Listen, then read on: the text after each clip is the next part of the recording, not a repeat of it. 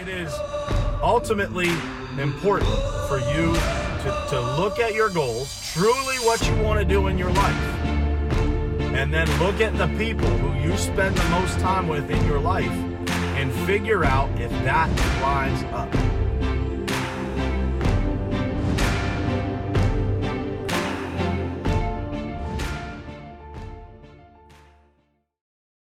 All right, what's happening? What's happening? Happy Wednesday to you guys.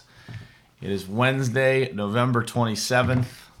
Got one day until Thanksgiving, and I'm happy to be here with you guys. Good morning, good morning, good morning to all of you. Thank you for jumping on. Good morning, Patricia. I see you there bright and early all the time, girl. I appreciate you. We're going to talk a little bit this morning about the importance of differentiation and innovation. So we're going to have a little business conversation this morning. But, before that, I just want to say good morning to everybody. Dina, what's happening? Bruce, Jeff, Dean, what's happening, guys? It's snowing up in Hudson, Wisconsin, huh? That's no shocker, man. It's November 27th. You're like it wasn't snowing on September 27th. So, but stay warm up there, brother. I know it's winter is upon you in Wisconsin, man. That stuff is no joke. It gets blistering cold up there. I have a ton of experience trudging through the snow and ice of Wisconsin. So, but at any rate, let's jump in this morning, guys, and talk about the importance of innovation. And this is important for people's personal lives as well as business. Because if you don't innovate, if you don't have something different about yourself or something different that you're doing, then you're just going to blend in with everybody else. There are a ton of books out there that talk about this. There is one that is called Red Ocean, Blue Ocean, or something along those lines. If anybody remembers the name of that book, drop it in the comments here. But there are tons of things out there that talk about the importance of innovation and differentiation and how to separate yourself from the pack. This show is one of those examples. It's a way for me to get out there and get in front of people that is a little bit different than everybody else. And by the way, the topic and the mission of this show is a little bit different than what a lot of other people do. And so everything that I try to do, I continue to try and be a little bit different than everybody else, whether it's in business, in life, etc. You always want to stand out from the crowd. And what I will tell you is that, the marketplace in today's business world, because of technology, if you are, in sales, if you are in just business serving clients, if you're a retail store, the marketplace is very busy and very noisy in today's world because of technology. So technology has allowed us to connect everything so much faster and with so much more detail. And so when companies are out there and they look like just every other company, then what is the real reason that people would choose that company or choose that person to be doing business with? If any of you guys are experiencing that in the marketplace, it's because what you think is differentiation and what is really truly differentiation are two completely different things. And I say this because we had our top contractor elite call last night, and we talked about this in some detail as far as how to reach customers, how to get yourself out there, what kind of video content to produce that creates real separation. And I've gone through this exercise with a lot of contractors and a lot of people for that matter, where I tell them, to create some sort of messaging that explains, what we call a who we are statement. And so what most people come back with is their quality of work or the experience of their people or the type of equipment that they have, the latest and greatest and reliable equipment. And the reality is, guys, that is not real innovation. It's not real reinvention of yourself is what creates differentiation. And I tell you guys that for a reason, because I want you guys to think back to those periods of time in this world where people have really created some innovative ideas. Example being, in the 1990s, we used to use, maybe it was the late 80s, but I don't know when exactly, compact discs came out. But we went from having tape players. So I used to, when I cut the grass at my parents' house when I was a kid, I had a Walkman that I put a tape in, and I had to record things to it and all this kind of stuff. And then, that's what I used to play music. We went from that to then compact discs. And a guy named Steve Jobs came up with an idea to create something called the iPod. And at the point that music became digital and they started selling, by the way, guys, you couldn't buy individual tracks back in the day. You had to buy an entire CD. Maybe you were lucky enough to go to the music store and they had like that one song that you wanted for a discounted rate on a single CD. But for the most part, you had to buy entire albums and you were listening to them in a completely different fashion until the iPod came along. That is true differentiation. That is true innovation. And then Apple took the iPod and made something called the iPhone, which has changed our world as we know it forever. Remember, guys, it didn't exist. I think it was 2004, 2003, something like that. Didn't exist before that. Before that, we were typing on a phone that had 1 through 9 and a 0, and we were hitting the button 3 times to send a text message.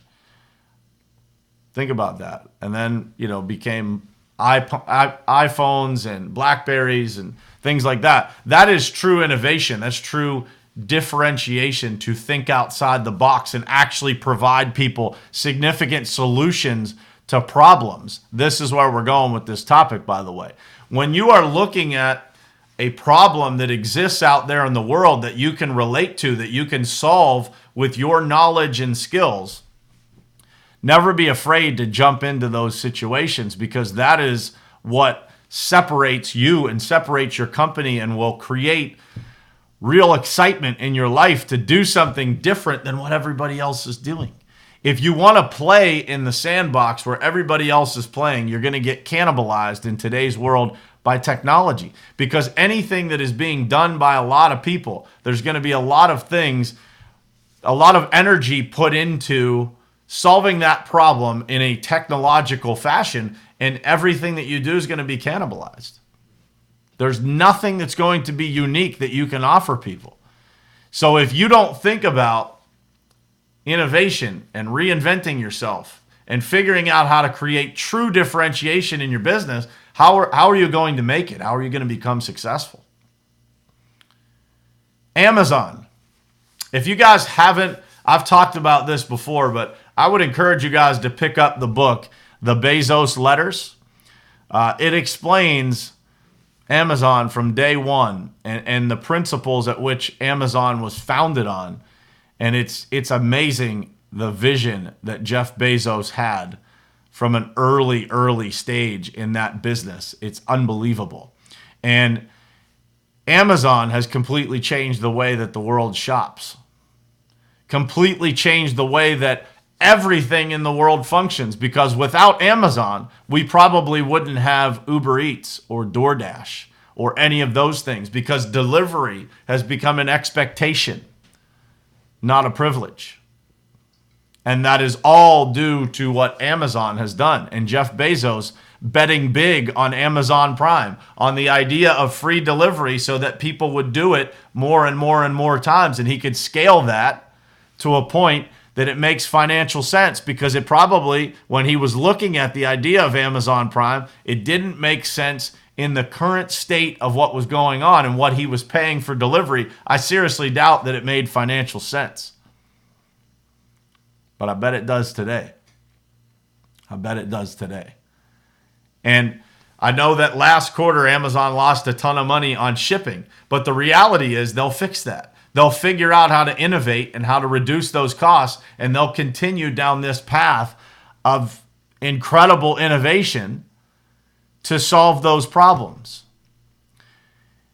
And I tell you guys this for a reason, because I see so many people out there working so hard and hustling so hard to just compete in the same exact market as what everybody else competes in. Same exact place. If you don't look and sound any different than everybody else, then what makes the difference? And by the way, even if you win their business, you're going to win their business at probably at the lowest or a very competitive cost that you're never truly going to be able to get ahead. Because the reality is that they can get the solution to the problem that you're solving, they can get from a lot of people. If they can't get their problem solved by the masses, they're going to be willing to pay more money to get that problem solved. Because not everyone has the systems, the skill, the knowledge, and the processes within their business to solve that specific problem. No different than when you look at coaching, for example. There's not a lot of people out there who are doing the type of coaching that somebody looks for. That coaching sells at a premium cost. That's just how it works. I'm a member of the Arete program, the Arete Accelerator. There's the Arete Accelerator, then there's the Arete Syndicate. Those coaching programs sell for a premium. Why? Because not a lot of people have the knowledge. Probably nobody has the knowledge that Ed Milet and Andy Frisella bring to the table together. That is a unique value proposition. It's an innovative approach to coaching. They teach things that other people don't teach. So what is the value of that? It's almost a name your price type of situation. That's how it works. Think about Uber, guys. When Uber started, that guy had an idea to solve a major problem in the world. And once he got that problem in front of people and people saw, everybody just accepted how difficult it was to deal with taxi cabs. You had to have cash. You had to hail a cab. You had to stand out in the rain, in the elements, all of these things to get a cab. And instead of the taxi cab industry following suit and trying to innovate, what did they do? They tried to fight Uber. They tried to shut them down. They tried to make political moves to stop them from innovating. And how did that work out? Go look at the value of a New York City taxi cab medallion today versus before Uber existed. And tell me how much money was lost in the value of those things because people chose to fight innovation versus embrace it. So when you think about your own life and what you're doing, whether you're working for someone or whether you're doing things in your personal life, if you just look like everybody else and you just do the things that everybody else does, then you can't expect to be treated any differently than everybody else. And that is a harsh reality in today's world because we're so interconnected, guys. There's so much noise. And so let me tell you guys what I believe the future is with regard to attracting people to pay attention to your business, to yourself, to your brand, whatever that is, whether it's your personal brand or your business. It is two things. Number one, you absolutely have to be innovative. You have to be different. And I don't mean different in that I'm going to provide you a high level of service. There's got to be something that you're offering people that other people don't offer. Something. It has to be unique. And it could be you. It could be your personality. It could be the message that you deliver. But think about it this way. If you don't have anything different to offer, how is anybody going to see you different? So I believe it's two things. I think that it's number one, being innovative, being forward thinking, really separating yourself from the pack and having most likely a technology driven solution to some problem that people can see as different. And the second part is pairing that with an old-fashioned approach of still connecting with people on a human level when people don't do that anymore. They take all the shortcuts. The world has become automated. And so in a world of automation, when automation is partnered with an old-fashioned approach of doing business the right way, by really truly connecting with people on a human level, but leveraging technology every step of the way that you can to improve the process, to improve the communication, to improve the experience, and reduce the cost, when those two things collaborate together, that's where companies win big. That's when people win big. Because there's something about being able to reach a lot of people, but still having that personal connection, that real human element to what you do is always what's going to last the test of time. As we get into automation and we continue to advance through artificial intelligence, the world becomes more noisy every single day. We have these things in our hands all day long that are constantly dinging and lighting up and distracting our attention from things, to the point that the human element becomes watered down more and more and more. So if you are that person that can give somebody your undivided attention and you can actually listen to what problems they are having, you will separate from your competition in an instant and you will stand out. And literally there'll be a row of people standing there, your competitors and you, and it will look as if no one else is in that lineup, because you will stand out so clearly from the competition because of innovation partnered with an old-fashioned approach. That's what I believe. And I see it working every single day. Every single day, we are advancing further and further and further because of our approach, because of how we do business. And by the way, your competition can try and duplicate you, but they cannot duplicate the culture that you build inside your business. If that culture is real and it stands for something, and all of the people around you in your business stand for the same thing, people can't defeat you because they can't duplicate the people. They can duplicate the process. They can duplicate technology. They can duplicate. I say this all the time. People ask me why I share so much about what we do and how we do it, because they're afraid, people on my team will say, "Are you sure we should share that?" And I say to them very confidently, no one will outthink us and out-innovate us, because by the time they duplicate what we're doing now, we'll be on to the next thing. That is what you have to create in your life, in your business, is the passion to consistently innovate. And innovation, guys, it starts with discovering what the constant and consistent problems that you hear from people are, and then thinking about how to solve those problems. Guys, sales is this simple. Money is exchanged when problems are solved. And the bigger problems you can solve for people, the more money is exchanged to do that. Because you can simplify someone else's business. I was having this conversation with my wife yesterday. This is another misconception in the world is surrounding money and the limited amounts of money that people think are, available to them. There is an unlimited supply of money, guys. I want you to think about this. If I could solve a problem for someone and I can pay them, they can pay me to solve the problem, and then I can spend that money to solve another problem, I can keep the economy spinning so fast that there's money constantly being exchanged. So there's an unlimited supply of money. It's how fast we can make it move. That innovation innovation drives that, because it allows money to move faster. It allows everyone to make more money.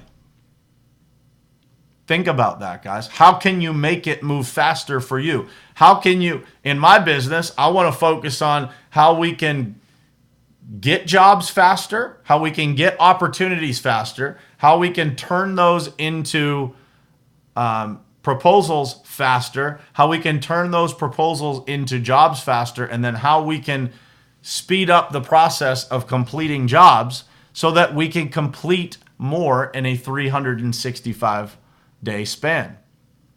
And when we can consistently focus on those things and improve all of those things, that is one piece of innovation. The other piece of innovation is how do we create solutions that solve our customers' problems so that we actually have the opportunity to serve them.